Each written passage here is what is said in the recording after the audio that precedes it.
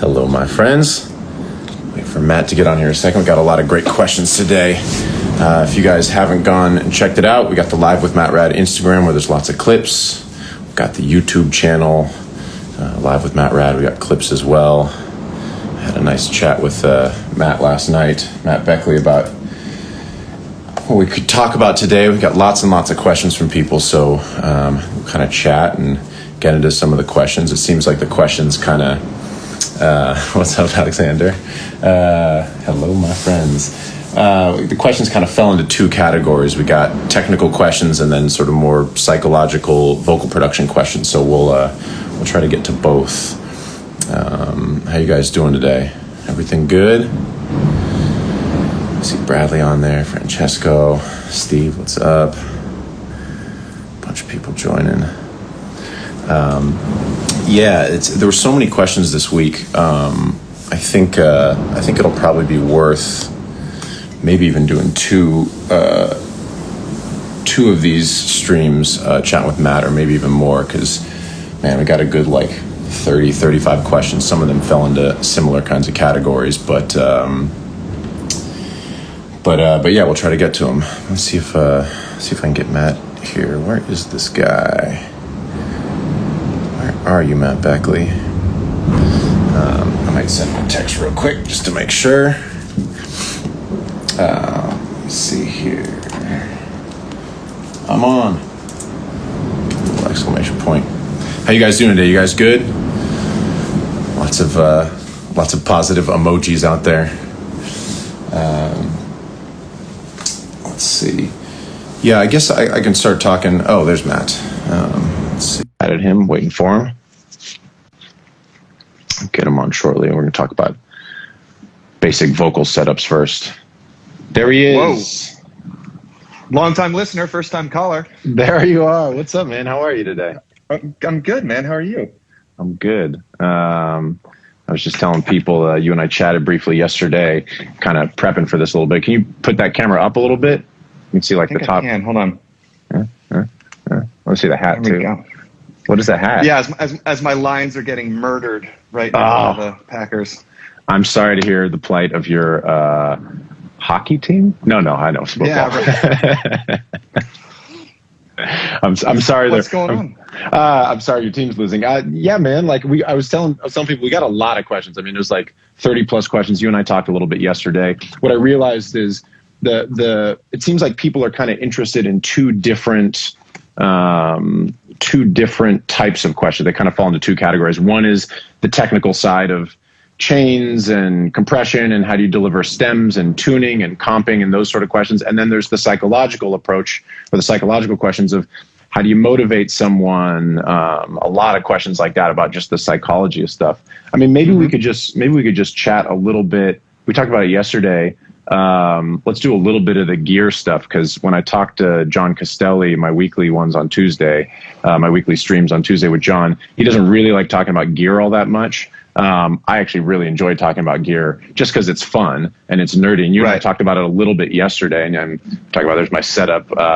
And I realized in our conversations that, my main, for people that want to know, my main vocal setup, I have a late 70s U87 right there. I also have a 50s long body U47. I use both of them, but I mostly use the 87.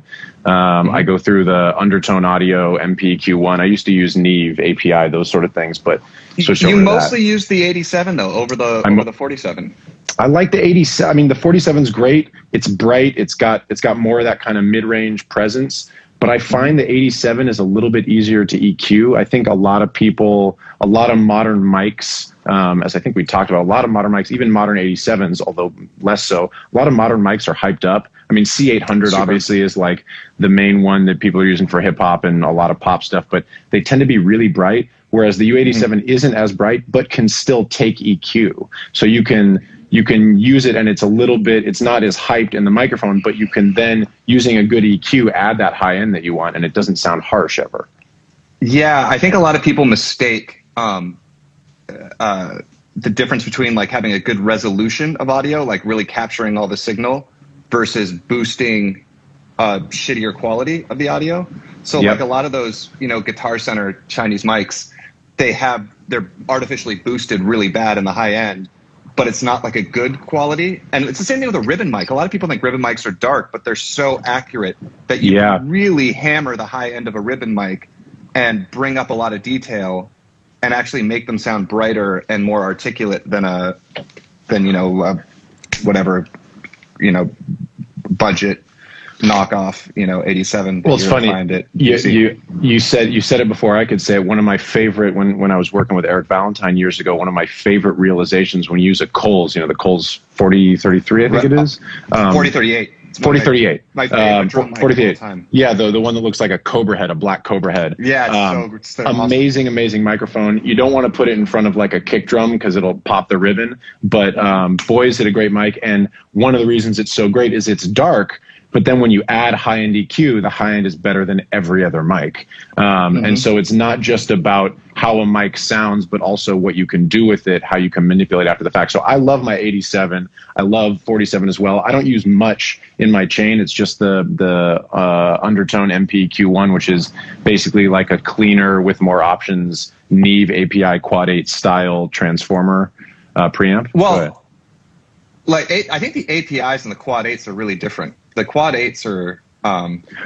It depends what era, because it was actually I believe the same guy. We should have done more research on the names of the people. I can't remember if it was Bill Putnam or one of these other guys that designed the Quad 8 stuff. UA, okay. Well, whoever designed the Quad 8 stuff then went and designed some of the first API stuff. So some of it is almost exactly the same, but I believe some of it is different. By the way, everybody Google this because I'm probably wrong about all this, but that's my memory. But that similar style of like transformer, non-tube, has a little bit of that crunch. And then I use a Revision F 1176. Try not to compress too much. That's kind of my main channel. I'll be honest. Because for years I was like trying to find the thing that was like just me, that I could have like the secret weapon rack that I could bring around to studios and have it be the thing. And Undertone sent me one of those. And like full disclosure, I rarely make a Neve sound good. I rarely make an SM57 sound good. And like the Undertone didn't work for me, but I've got this weird thing that the thing that works for like 99% of people that know what they're doing, I can never get to sound right. And then I tell people my chain and they're like, fucking really? And it just, what's your chain? Let's reveal it. The big reveal right now. The big reveal. It's super complicated. I have a Telefunken 251 that they made for me with new old stock parts. That's about the best microphone in the world, I must say. That's one of my favorites. It's funny because we were talking about the different mics and the crummier mics. We have a saying around here called a $3,000 microphone, and people ask me what mic I use a lot, and I tell them the Telefunken, and they're like, well, that's $10,000. Like, but what about this $3,000 copy? And I always say it's the worst idea ever, because like you should either get like a 57 and make it cool and save your money, or hold on to your money and then buy the thing that you want. But when you get that like weird middle ground mic that's like a knockoff, now you don't have your $3,000 and you don't actually have the microphone you want. You spend a lot of money on something that's not quite the thing. Quite what you want. And I think especially our business, as you know, like anybody can get you, most people can get you 90% of the way there. Yep. The really good guys can get you 95% of the way there. And then that last percentage or two is, why you're in a house in Malibu or whatever. It's like, that's really where the rubber meets the proverbial road or whatever. So I think that little last bit matters. So I had the the reason why I got a 251 was because there's a lot of plastic in vintage 251s and how the boards are put together. And over the years, if they're not maintained right, they dry out and they become really crackly and intermittent. So like if you go to a studio like Conway, they've got 6 251s and only 2 of them anybody wants to use, the black one and the blue one. Henson's got a bunch of them and they were all garbage. And so like I finally was just like, screw it. And I had them make me one and they like tuned the capsule for me. They were really cool. But I use a 251. I love that. And it's not right for everybody though. Sometimes I use an 87. Sometimes there's this little microphone called a M930 by Microtech Gefell, which a bunch of my friends borrow. They call it the noisy cricket because it's like this little unassuming mic, but like a Men in Black. Right. It's like the best 87 you've ever used. Microtech Gefell is the actual Neumann company from before Germany was split. Alex in the chat here says Dean Jensen was the name I was looking for. Thank you. There you the Quad 8 API. Jensen Transformers. That's exactly it. There you go. Sorry, keep going. I interrupted you. Yeah. No. But Microtech FL is a really great company that people miss out on. But most of the time, the 251's the best. I run it through a Chandler TG channel. Great. Most of the guys that we know use TG2s. I like having the EQ. It's kind of got a Pultec-ish EQ on it. And then I just use this company. Everybody knows them for their plugins, but Slate used to be a hardware company. And they made this thing called the Dragon, which is like an 1176 compressor, but with like a Neve output transformer. And most importantly, it has a blend knob on it, which I think every compressor should have. And so you can really hammer something, but then you can take back the blend and get your transients back and kind of get yourself out of trouble. So you can get like the vibe and the urgency that you get with a compressor, but you don't get. It's basically parallel compression. You're getting two signals. It's actually parallel compression. Yeah. You know, it's like, and it's really great. But yeah, so in a nutshell, the 251 TG channel from Chandler, hey Wade, and the Slate Dragon compressor. And if I go to a different studio, you can make it work with whatever you have, you know. But at my place, and the channel I've used for the last 10, 15 years has been that. You know, and I keep screwing with it. I get Neve pre's and stuff like that, and they sound almost better in isolation, but when it comes time to put them in a track, they just don't sit in the track the same way. So Chandler is really your vibe. I kept trying to change it because I kept wanting to do something different, and it would, like, again, when we would do shootouts, just listening by itself, you'd be like, oh, this Aurora pre is clear, or we like this Brent Averill one. But then whenever I came time to put it in a mix, I remember I was working on a girl's record and I did half the songs with the Aurora, which, again, everybody else uses and loves. Doug McKean, Rob Cavallo's guy, swears by it for vocals and all these things. That's why I got it. But I couldn't figure out why I couldn't get the vocals to sit right. And I think that just how I approach things and what I'm used to, and like the post-processing that I do, I'm just so dialed in with the Chandler stuff that I can't get rid of it. Well, it's for pop vocals. It's a good thing for people to. We've talked about it on previous streams. We talked. The perfect tool, and this is the reason that we don't talk about gear a lot, is because, as you can tell from even just our conversation, you talk about the idea that there are pieces of gear that other people get great results out of, and you've just found a different path with a different combination of things that you get amazing, hit record results out of. And it turns out that knowing your gear and really utilizing it and really listening and making decisions, not based on what two guys say on a live stream of what you should use, but how to think about what you're trying to achieve and experimenting with things and then getting great results. I mean, so much of this gear you can get great results out of. And if you're comfortable with it and it works for your process, you could use totally different things than what we're using and get amazing, amazing results.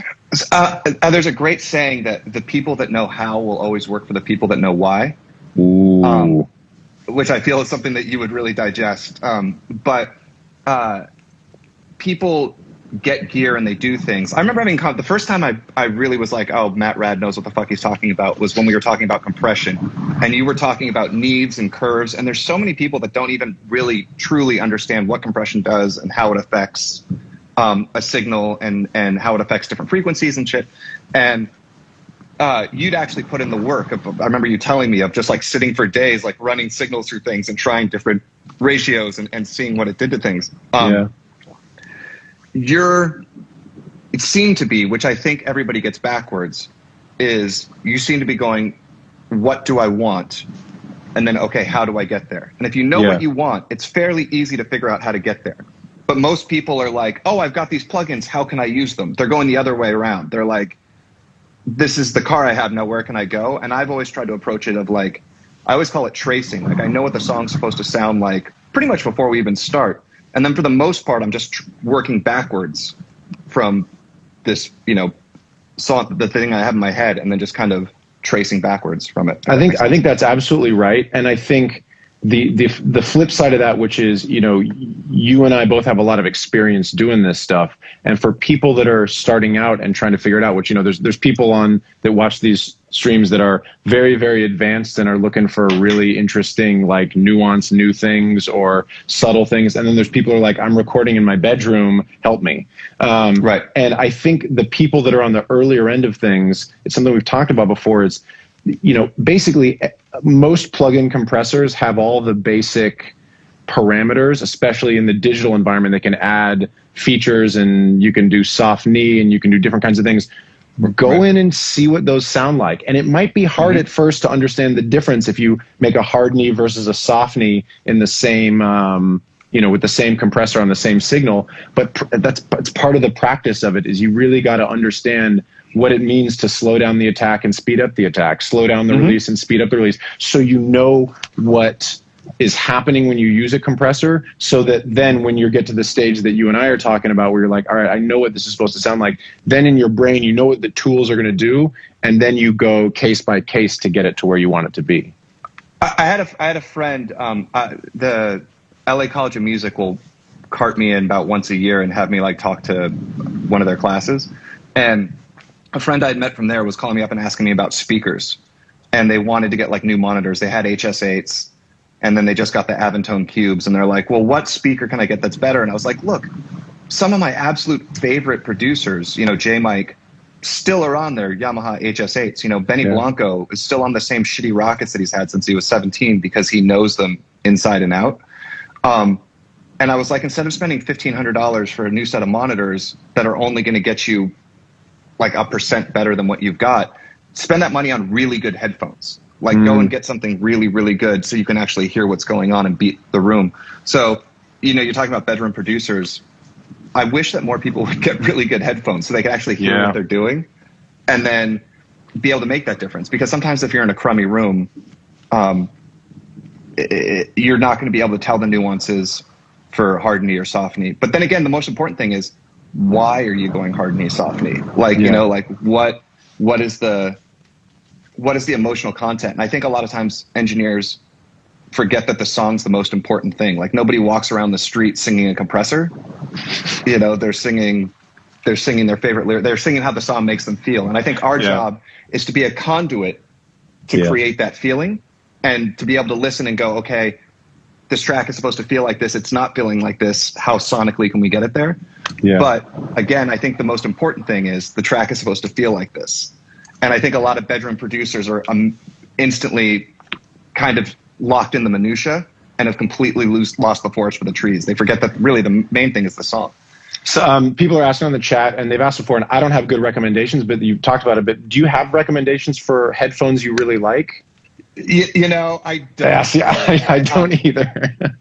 You know, somebody just said JH Audio in-ears. Those are actually supposed to be fantastic. I got the Ultimate Ears, the UE18s or whatever, or the Lives or whatever the craziest one that they've got is, and they're really good. I, for years, was on the Bear Dynamic DT770s. Okay. Which are great for tracking because they're closed back, and they're also just really unforgiving. Like everything you play through them is like, they're almost like NS10s, where if you get it sounding right in them, they sound good everywhere. But I've heard the better Bear Dynamic ones are supposed to be even better. I'm going to give 1 second. I'm going to turn off my like screen dimming thing because you keep dimming on me, and I'm going to be right back in. Hold on. That's all good. Yeah, I'll say to people, I use the Audio Technica, like the 150 ATM 50s for all of my stuff, but I don't really mix on them because I have a larger mixing setup. I just like these because they sound good. And there we go. Which ones are those? So I was just saying, these I just have everywhere in my studio. I mean, especially when I had multiple rooms in my last place. These are the ATH M50s. They're $150. They're just great all-purpose listening, great monitor headphones. I have like 4 pair of those. Those were like, not only that, but they fold well, so you can put them in your bag if you're ever traveling. They were like my traveling headphones for years. Well, this is so much of talk about like workflow and ease of use, and they're not going to get in the way, and they always work, and they sound good, and you can travel with them, and you can throw them, and I've thrown them many times, and they don't break. I mean, you know, on some level, that's kind of what I'm looking for. Let's do a couple little questions on this sort of like bedroom headphone. There was somebody, I love this question. Let me see, where was it? It was a would you rather from Jen. Would you rather record in a more lively sounding room or a dead but boxing sounding closet? I don't know if we have to pick one, but just talk through that. I mean, I know you and I both recorded in lots of apartments and houses and living rooms. You've spent a lot of time in the closet, so I feel like this is a good. But I mean, it sounds like a joke, but honestly, like the first 10 years of my life was every vocal was in a closet and every guitar amp was in a closet. Yep. And at the end of the day, I'm of the opinion that tends to fuck you more than help you. Because when you get that boxed in sound, it's easier in a bigger room to just put up your mattress or something and kill the room a little bit that way than it is to like de-box a closet, you know, at least in my experience. Go ahead. I'm sorry. No, go for it. Go. I was going to say, I think there are some songs that probably, if you hear some extra room and you want it to be really tight, then you would want to take a little bit of boxiness over the boom of the room. But I would say 9 times out of 10, I'd much rather do it in a big room. I mean, you're not going to be doing it in like a echo chamber or something where it's going to be crazy. But like the difference between this, this living room here, where it's got ceilings, I'd much rather record something, and I have already here, than like try to stuff it in a closet. Because when you get into a closet, you get all these weird short reflections that are just going to make everything sound kind of strange and hard to EQ. Especially if the singer's loud. Yeah. If they're loud, I'd rather have them in a bigger room, because it seems like in closets, when somebody's like, if you get a Brian Dales and you put him in a closet, like it would, like he belts so loud that I think the sound of the closet would overtake him. You get weird bouncing of the mid range and the low mids, and the tone of the voice is things are going to get very strange. Exactly. And I think that what a lot of people don't pay enough attention to is polar patterns. And so everybody will get, one of those SE reflection filters or whatever, and it goes behind the mic.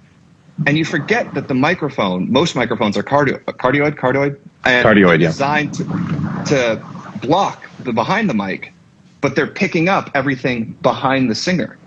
So in a lot of times, you're actually going to get better isolation if you put the treatment behind the singer. Because if they're kind of near a wall and that you get that splash off the wall, it's going to be nulled by the mic. Yeah. But what you're going to be hearing in your echo is actually what's coming off the back wall back into the mic. So not only is that more distracting because it's got a bit more time to it, it's going to be 30, 40 milliseconds. That's where people pick it up. So often people sing into treatment, but like behind a live wall, and don't understand why they're getting fucked, because their voice is going around the treatment in a big room, bouncing everywhere. But the thing that you're really hearing is the splash off the wall behind you coming back into the mic. That's a really good, it makes total sense. And it's a really great point. I think people should really learn about what a microphone, what patterns. I mean, most microphones that people are using are cardioid. I mean, you can have omni, you can have figure 8. People should understand what those things are, not just what they are, but cardioid is not just you have a microphone and then it picks up like this amount of sound. Cardioid is actually sort of a bubble, a spherical half bubble type of thing around the microphone. And so it's important to understand what that means it's picking up and what it's not picking up. Where if you have cardioid pattern, like this microphone here, in front of it, there's basically like a big bubble here, but behind it, it's actually canceled. Right. And so, like you said, putting something, if I'm singing here into the microphone, something behind me is going to make more sense to try to knock down some of the sound. And it's important to also know about proximity effect, which happens with cardioid, where when you're... But go for it, yeah. How that's different. Ow, my foot dropping names. There was a Sia song that we had done with Neon Hitch. And because it was like a Sia song, it really needed like a lot of body. And every way we were recording Neon, it was just too thin. And I had an M149, which I rarely use, but it has a hypercardioid pattern. And what people don't realize is hypercardioid, aside from the fact that there's really good rejection, when you get really up on it, there's a ton of proximity effect. So even more than cardioid, which already has more than cardioid. And so like I love recording guitars with figure 8 mics because there's less proximity effect and you can put it right up against the grill. Yeah. And to me, it gives a more in the room sound. But in this case, I knew that if I switched to this mic and went hypercardioid, I could beef her up a little bit before EQ, before whatever. And then especially right off the mic, she gave this great performance because all of a sudden she had just all of this weight that wasn't in there when we were using the 251, which is arguably a better mic. But that's a great example of, for this particular project, for this thing, doing hypercardioid and having that like exaggerated proximity effect really helped out her, you know. So to explain it for some people, what we're talking about is the polar patterns of microphones, and not all microphones have switchable polar patterns. Most are cardioid, which is a mostly front-facing way that the capsule picks up the audio. But there's options for some microphones to switch to Omni, which is everywhere, figure 8, which is sort of equally on both sides, but a slightly different looking pattern than cardioid. And then there's hypercardioid, which is sort of a narrowed version of cardioid. And what we're talking about with proximity effect is as you get closer to the microphone, the frequency range or the frequencies change in that you'll get more low end the closer you get to the microphone. So if you guys are recording vocals at home, I mean, you know, try the difference between recording something like this and then recording something like this. And not only will it get louder, but the low end will get a lot bigger too. And that's a really important thing to learn about, both as a mixer, as a vocal producer, when you're coaching people, when something's too boomy. A lot of people, just their instinct, you know, you look at rappers on stage and they're just on a microphone like this. Right. It turns out the microphone's going to sound much better like this. When you watch seasoned people perform, it's a different kind of thing. And that's a really important part of vocal production, is understanding what the microphone does, what the pattern is, how that affects how it's going to sound, how close people should be. These are all really important aspects of vocal production I think a lot of people don't know. And how much of the room it's going to pick up. Like, and there's pluses and minuses to everything. So like an Omni is picking up equally all the way around the microphone.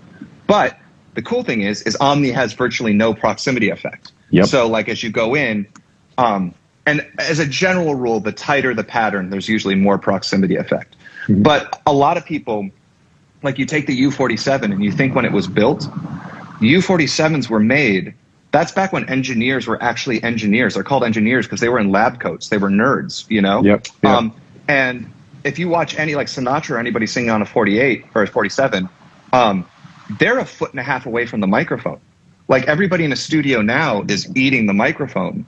But 48s are really, or 47s. There's a, Tony Berg's got a 48 that's like to me the best sounding mic of all time. Yeah. But they're designed to be far away, and for whatever reason, modern recording, everybody's so used to getting right up on the microphone. But a lot of these mics are actually designed to do what they do at, 18 inches, 12 to 18 inches away, and not dead up on it like everybody is normally. Yeah, it's a really important thing. I mean, and a lot of people, this gets back to where this question started. People are not recording in nicely treated vocal booths or rooms and that sort of thing. So you do have to kind of make some compromise. But I think a big mistake I hear a lot in vocals is people just recording right up on the microphone. And it's just not how microphones are meant to be used. I mean, some are, but like you try to use the tool for the gig, you know? Maybe we'll grab a couple more technical questions here. Sort of the same vein. Phil asked about handling sibilants. I don't know that there's much to say other than I use a metal pop screen. I sometimes used a mesh one. It's like cloth one at some point. I find the metal to be a little clearer for some reason. But you don't find the metal ones can get you a little essy? See, like I find that they are a little essy, but I'm also mostly recording my own vocals, so I can control it. I mean, part of this again gets back to the more maybe this is a sort of a broader thing. I think that everybody who's recording vocals, if you're producing vocals, you're mixing vocals, you should spend some serious time recording yourself singing vocals. I was thinking about this in the shower. So I was like, what are we going to talk about with Matt? And when I'm in the shower, I'm thinking of you. And I was thinking that one of the biggest things of why I think I'm able to do what I do is I was an artist first. Like I never grew up was going to be like, I'm going to be a vocal producer. I was on the other side of the booth with other producers.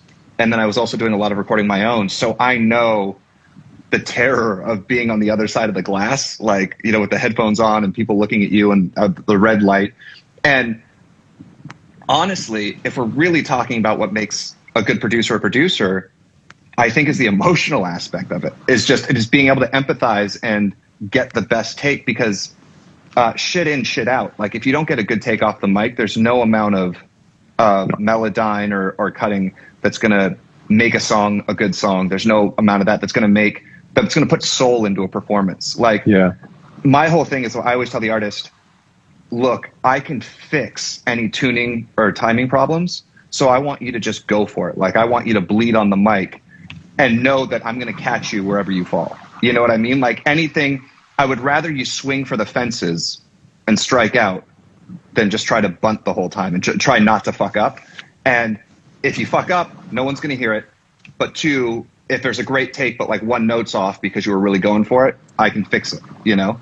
But you get that empathy by being on the other side of the mic. The whole reason why I'm a vocal producer is because I'm a terrible singer. And I had to do all these records to make myself sound like I could sing. So if you gave me somebody good, like I can crush it for you, because it's like, you know, swinging with a donut or like running with a weight vest, you know? Like, if I can make my shitty stuff sound okay, then if you give me somebody decent, like I can crush it for them. Well, I want to jump into something you said, because it's sort of the other half of the questions about the like emotional, psychological side that I think is the most important part of basically any aspect of this process, from writing songs to vocal producing to mixing to whatever. I think the number one way that other than just sort of normal conversation and empathy and sharing and, you know, building trust with people through conversation, the number one thing I try to impart to people, especially when recording vocals, is this is the place to experiment and have your voice crack and try the weird thing and try 10 versions of the weird thing that then doesn't work. Try 100 versions, try a million things and come back tomorrow, take a break. Because, I mean, sometimes you don't have 2 days, but like the studio environment is the place. Which, by the way, isn't that ridiculous? Yeah, it is ridiculous. Like, you're working on songs that are going to last for forever, and like the A&R's like, we're going to give you 3 hours. Yeah. I'm always trying to push for the opportunity to do multiple days. I mean, the more the environment can feel to the artist like this is the place to make mistakes and try things, the better you're going to get out of them. And I think it's actually exactly to your point, which is if you communicate to them and say, this is the place to try stuff. I can adjust timing. I can adjust tuning. I want the biggest emotion out of you. I want you to, on this take, just embody the lyric. Close your eyes and imagine you're singing in front of 50,000 people. Or I want to talk about the lyric for 10 minutes and then let's do 3 takes without thinking about it. Like, it's a place to just, and tell them, like, the purpose of this, let's just experiment. Let's try things. And if it's wrong, all we needed to do is get a piece of it right just once. I just need this one word, but I want you to sing it 9 times. Like, creating a space to where the artist feels like this is the place to try things. I think all of those things that you said, I don't think people realize is ultimately by far the most valuable thing that we've talked about. The last 30 seconds of you talking is the most valuable thing that we've talked about so far in this thing, is that sense of comfort, but also the idea that you're going to do 20 takes just to get one vocal or like one word, but to make them comfortable with it. The single most important thing that I bring into a session isn't the mic or a compressor. I'll tell you my deepest, darkest secret of how I record vocals is I can tell everybody that I worked with, and this is why I did it, I knew it. Everybody that goes into the booth, I go, look, I did Paris Hilton's record. It's like being like a proctologist. Like, you know, like there's nothing you can do that's going to scare me in the booth. So like, I want you to go and not worry and do as much as you can, because there's nothing that you're going to be able to do that I haven't heard before or I can't fix. So just go and give it your all. You know what I mean? Like somebody was asking me in DMs actually this morning. They were saying, as a mixer, how do I, and it speaks to all the same, it's all kind of the same thing, where he was saying, if the artist and the producer are disagreeing about what to do, what do I do as the mixer?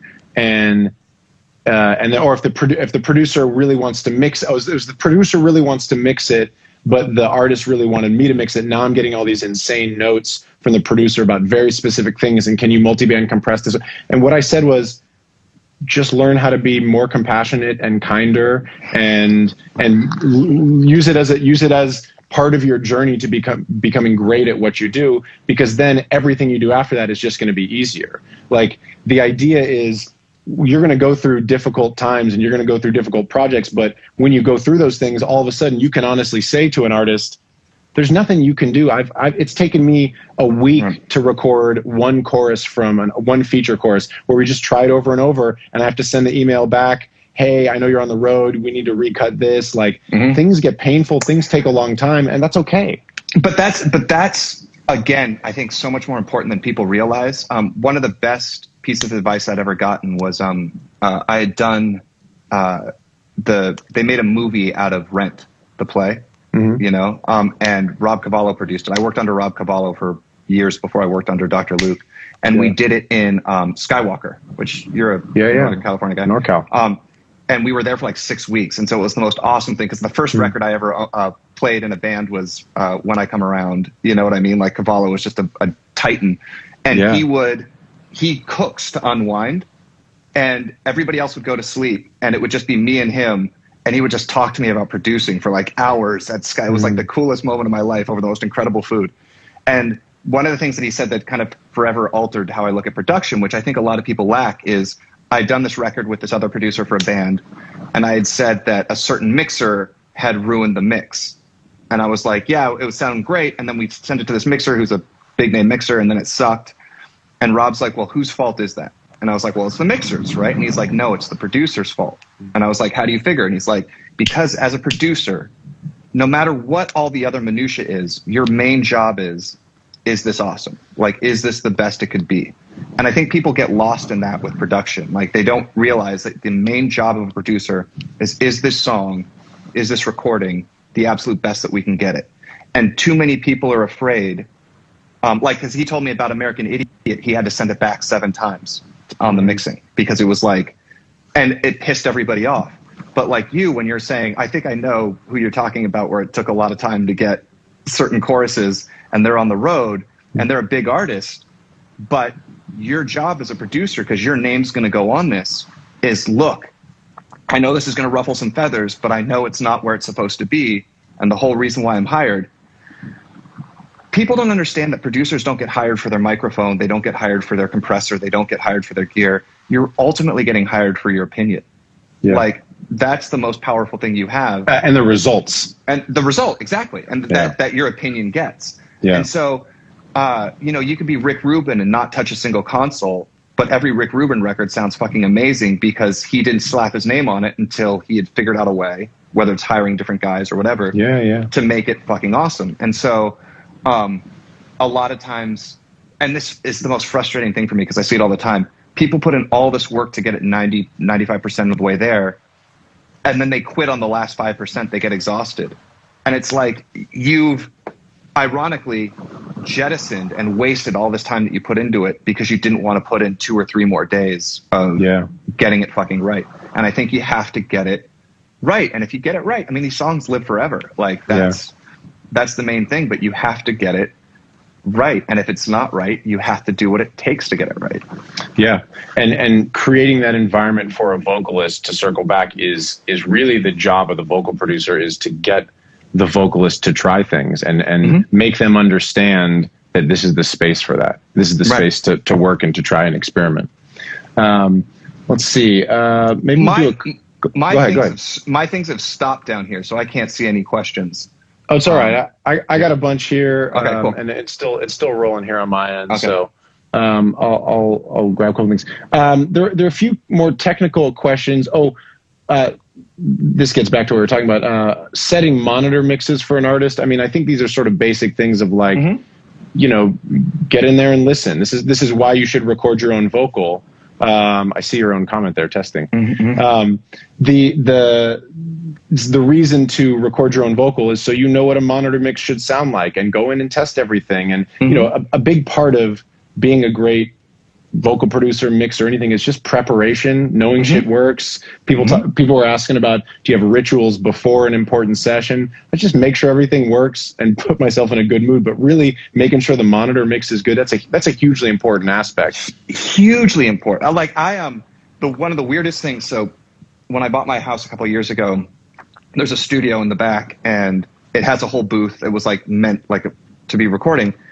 And so I finally had like my own, it wasn't just we're all sitting on headphones. Like I had a booth and put it together. And one of the things I found out, and this is really still bizarre to me, but I found that latency. If I had somebody monitor direct through this Apogee Symphony and they were direct monitoring versus having them monitor through Pro Tools, just that little bit of latency changed performances, I would say 30, 40%. Like the second, and I notice it when I play guitar, because I'll record a lot of my own guitar, right, that when I just cut out a little bit of the latency, how much better and the performance becomes. And I don't think that people realize what a big difference that is. So in your monitoring, making sure that somebody's comfortable, but look at something like that and fuck with being able to monitor something directly or monitoring through Pro Tools or Logic or whatever your DAW of choice is. It was not a small difference how much better people sang when they started monitoring directly versus monitoring through Pro Tools. And a lot of artists, even, you know, once you get into the like veteran, they usually have their system kind of figured out. But even some veteran artists, they may not be able to exactly tell because they may just kind of be going with it and they're in a new spot and they trust you to try things. But all of a sudden there's a little bit of latency and you may not be able to tell if they're completely comfortable or exactly what's going on. You better be there listening to the headphone mix before they get in and making sure and actually running a pass and singing the song and exactly what it's going to be like for them. Because if you're hearing it in there and you're like, wait, there's just a smidge of latency, they may not notice it, but you're not going to get the best performance out of them. You really go listen. Listen, use your ears. It comes down to, again, the most important thing is making sure the artist is comfortable. Like, there's a reason why those are the people on the poster, you know? It's like you want to capture that magic that they have and basically take down as many barriers between that magic and the recording, you know? That's a really good way to put it. Anything that might slow down the process or barriers, just have the water there. Have a stand if they want to put lyrics up. Have a good headphone mix already ready to go. Have a couple of reverb and delay options. Like be able to turn them on and off, like all that kind of stuff. And the best way to do that is to do it, is to be on the other side, is to have the empathy, is to walk in those shoes so you know what you like. Because the other thing is I found, believe it or not, it's the independent artists or the ones that don't have a lot of experience that are like, oh, can you take a little 4K out of the hi-hat while we're recording? And it's the people that have like done, you know, 10 billion records that, you know, the studio could be on fire and they're like, all right, let's go. You know what I mean? They're the ones that tend to be the most durable. So like you want to make sure that they're okay. I don't know about your experience, but my experience is weirdly, the bigger the artist, the less the diva. Yeah, 100%. You know? 100%. Because it turns out to be very successful means working consistently with a lot of people. I mean, most people that are successful are consistent. That's really what separates them. I think that's totally true. Let's see. Maybe one or two more little technical questions. We got about 15 minutes left. Ooh, I like this one. Rylan asks, tuning. How do you decide when to tune, when not to tune? It says the whole song are specific notes. I mean, I think for the most part, people know the answer to this, which is the more time you spend on something to do it more subtly, the more natural it's going to be. If you just strap auto-tune on there in the auto mode, yeah, that's fine. It's going to take you no time, but you're going to miss a lot of things or you're going to tune too many things. I think the best way is to go in and if you're using Melodyne or using Pro Tools on the graphical mode, like go in and just do it when it's needed. But obviously there's the sound of a lot of modern records that just have the auto mode on it and people are just going. But also just fucking listen. You know what I mean? You know what the answer is? Is like, listen to it. Does it sound right? Yeah. Yeah? Then leave it. Does it sound, is it making you cringe? Then tune it. You know what I mean? Like, and I think, again, it's the working backwards of knowing what it's supposed to be. Yeah. Like, so many people just go through the process because they're going through the process. Okay, now it needs this reverb, it needs this delay, it needs this tuning, and they're just kind of checking boxes instead of actually listening to, thinking about what it's supposed to be, listening to, is it that, and then trying to bridge that gap. You know what I mean? Yeah. It's not, so even if you've got your chain set up, listen on those first couple of takes, and is it raising the hair on your arms? And if it's not, then change up the chain. You know what I mean? Like, I don't think enough people, I think too many people are mixing and working with their eyes and not enough, not just with their ears, this is so fucking cheesy, but like with their heart. You know what I mean? It's like, is it moving you? You know? It's not about the tuning. First of all, it's more about the timing than tuning. I wish people would worry about working on phrasing as much as they work about. I don't want to ruin all of our secrets, but no, it's great. This is great. This is what we want to do. I want to give people the secrets. Let's make everybody a great record maker. I hope so, man. If people spent half the time on phrasing and moving timing as they did on tuning, I think records would be a lot more awesome, because I think people's sense of rhythm is a lot more almost intrinsic than people's sense of melody. And I think that I would take a rhythmically badass track over a perfectly tuned track that's not in the pocket any day of the week and twice on Sundays. Well, and it's important to also, a couple of people asked, we talked about vocal chains at the beginning of the process. And somebody said, how do you know when it's right? Just experience. And the sort of annoying answer is, it's kind of just experience. But what it means is that every time you do something, be deliberate and really try a lot of things. Duplicate your playlist, try one kind of tuning, go through it, see what happens. Duplicate your playlist again, adjust some timing. And when you're talking about phrasing, I think and timing, there's a difference between, let's say, like Snoop Dogg and Jack White. If you listen to some of those Snoop Dogg records, he's like, I remember Pele from the Hive saying he loved, because I worked on one of the records years ago, he loved Snoop Dogg, and he goes, I love his timing. It's so laid back. It's like Sinatra timing. He was comparing Snoop Dogg to Sinatra, and most people wouldn't do that unless you're a vocalist, because then you understand those guys are like, they'll let the whole beat go before they hit their phrase. It's so behind. And yet you listen to something like, go listen to Icky Thump by the White Stripes. That is one of the most exciting sounding records. His vocal is ahead of the beat 100% of the time, and it's exciting. Well, that's the thing, is it tends to be exciting the more on top of it you are. And it tends to be groovy the more behind of it you are. And changes the emotion. And the same thing with pitch. The more tense people are, they tend to go sharp. And the more laid back they are, they tend to go flat because of the way their vocal cords tighten. But before I forget, I was lucky enough, my buddy does all of their photography, and I got to go have dinner with Pele.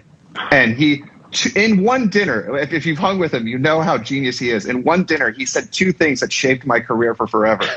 And one was, he was like, I wish I could do the Swedish accent, but he's like, everybody thinks it's so easy for the Hives. The song's just 2 fucking chords. But if a song's only 2 chords, they better be the right 2 fucking chords. You know what I'm saying? I love that. And it was such a heavy thing.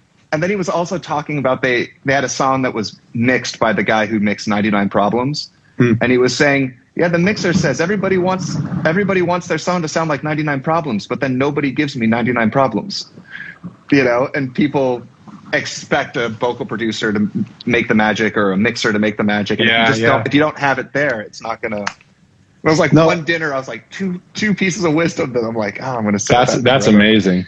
So this idea about timing, it's not just people are ahead or behind, but how that affects the song when it's appropriate to be ahead or behind. I mean, people know this probably from, you talk about bass players and drummers and funk records and things like that, where the bass player is actually, if you gridded it, the bass player is actually behind the kick drum. And there's something about that lean that's really exciting. Sometimes you'll take a shaker or a tambourine and move it way, way behind, but then all of a sudden the groove locks in because it's the tension between the two. And the same applies really not just timing, but pitch too. There's some times where you're like leaning into a note and it's not quite there, and you just, it makes you feel like this. And that's what the lyric what the lyric dictates. So this part of vocal production too is getting people to try pushing harder, and maybe they'll go a little sharper, and maybe that will hit you emotionally where the song's supposed to hit you. And getting back to somebody's question on there about how do you know when it's right? Is it just experience? And the answer is I mean, part of it is when you get into this process, you want to try a lot of things. And it's not just trying it so the artist gets the right thing, but it's trying it so the two of you together go, whoa, that was a moment. There's a lot of that in vocal production where somebody tries something and you both kind of go, whoa, that felt really good. And they go, whoa, that did feel really good. And then all of a sudden you got the thing. That's my favorite thing. Like Camila's really big on that, is that she'll do like 150 takes and you'll have it on take 2, but she'll do one thing on take 143. You know what I mean? That you're like, oh my God, I'm glad that we put in the work to get this. And she'll go till she's bleeding. You know what I mean? Like she'll just really. That's the other thing. It's a lot of people. Again, the difference between getting it perfect and getting it rock. Like a lot of people we'll put the tambourine on the grid and the bass on the grid and the thing. It's not about that. It's about listening to it and listening to how it makes you feel.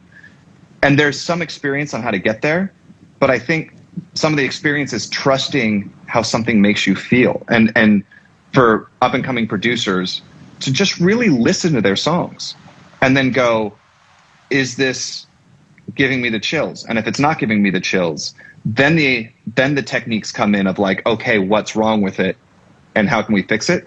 But still the most important thing is right up front is it giving me that feeling, in the pit of my stomach? And that's the most important thing. Totally.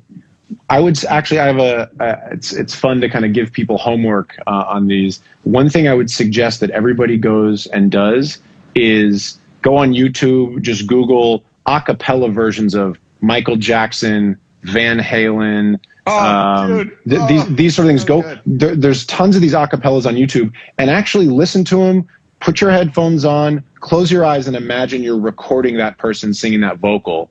And then all of a sudden, there's your bar. Like when you listen to Michael Jackson's precision with timing, he's rhythmic, the pitch, sometimes things don't quite hit the pitch because that's that emotional moment. Sometimes they're a little squeaky. Sometimes the background vocals are a whole different performance than the lead. Like go study the greats because you have the resources now. And really put yourself in that place of like, what if I was recording a vocalist and they sounded like that? There's your standard. He's more than anybody else. I've gone, do this like Michael Jackson. Like he is the benchmark for timing and rhythmic. And usually when you tell an artist that when something's not quite things, or you need a lot more enunciation, like there's usually a lot more enunciation than people think there is.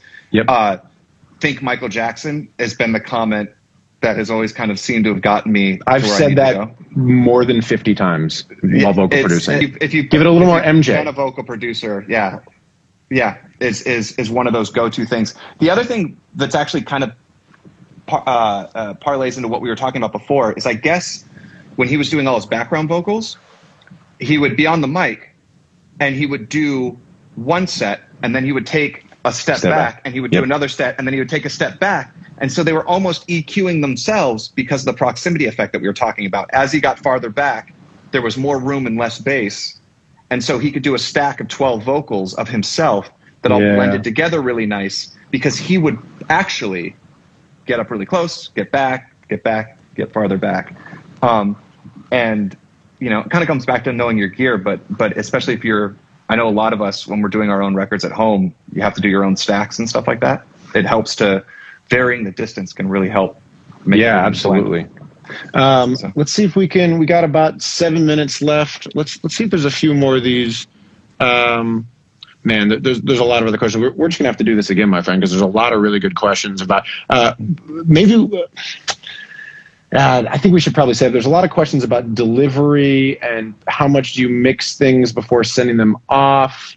I mean, maybe really quickly we could go into that. I think generally these days, if you know what you're doing, and I would say that you and I, on at least some level, know what we're doing, we have a vocal chain that has a little bit of processing going into the computer. But once you're in the computer, if you're sending off vocals to somebody, it's kind of up to whatever the format is. Like when I've sent things to be mixed by Serban, I'm sending him my session, which has my plugins on it, and so he adjusts from there. But sometimes if I'm sending off stems or something, I'll print with my processing and without. I'll generally always send with tuning because you want the vocal to sound a certain way, but I'll sometimes give mixers options. I don't know that there's much, if you have any other thoughts on that, but just kind of...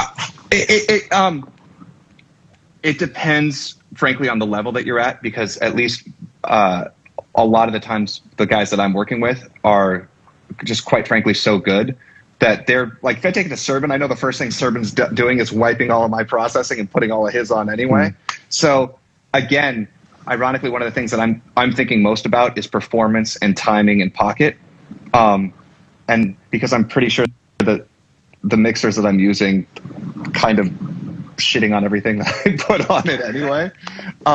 You still want it to get good. You want people to be excited about it. You want the A&R to go, there it is. So you have to be able to make it sound pro.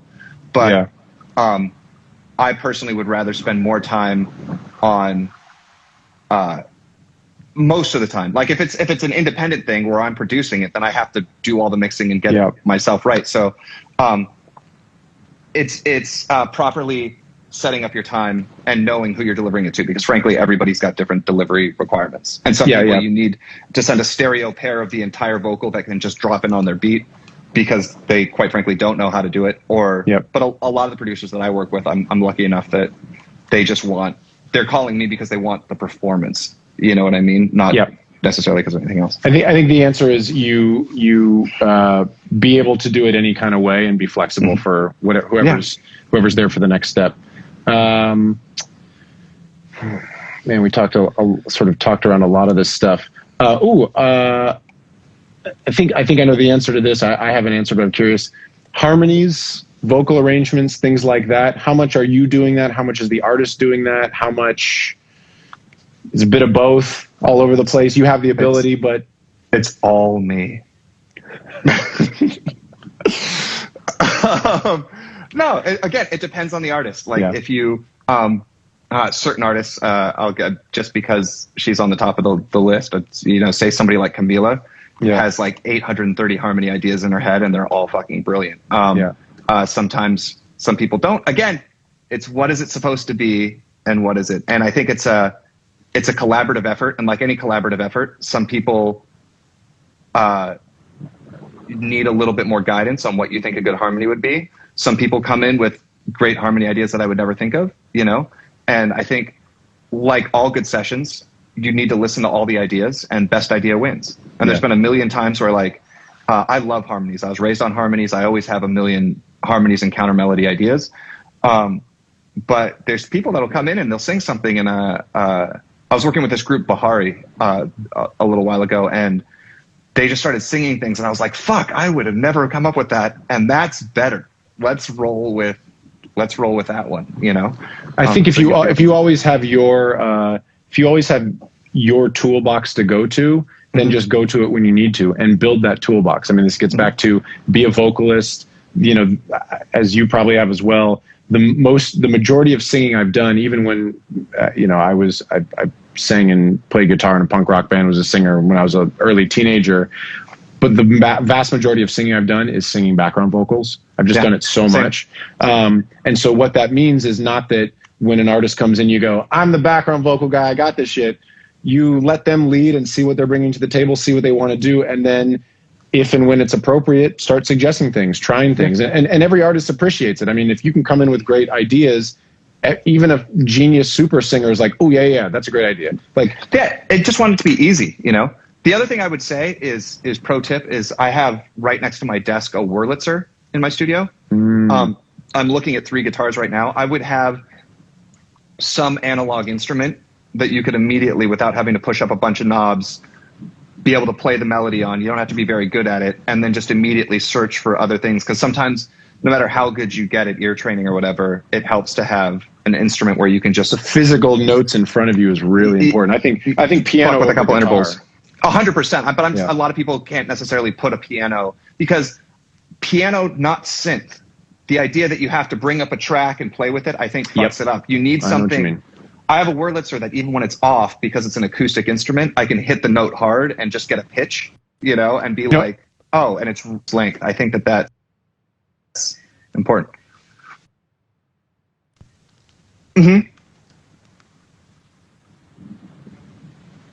Yeah, you said Eric. Eric had a little Casio, and I'm assuming keyboard was the next word that came out of that. Oh, wait for a second, so I missed you. Yeah, my budget went away. There you go. All right, we caught up. But Eric had a little Casio. Eric had a little Casio keyboard that he would use for harmonies. But again, it's like a physical thing. We got about a minute left, so I think we'll just call it here. And thank you, Matt Beckley. It's been a pleasure. Hopefully you guys have enjoyed this. Hit us up with questions. Follow Matt. Follow LiveWithMattRad for clips. And we'll do this again, man. This is a lot of fun. I think people seem to enjoy it. We didn't get to all the questions specifically, but talked about a lot of the topics. So hit us up. Let me know what you guys think. And yeah, brother, it was a lot of fun. Dude, I'm so stoked to be able to learn part of your process because I'm a fan. So. Vice versa, man. Feeling is mutual. Well, have a great Sunday, everybody, and see you soon. All right, be good, brother. Peace, man.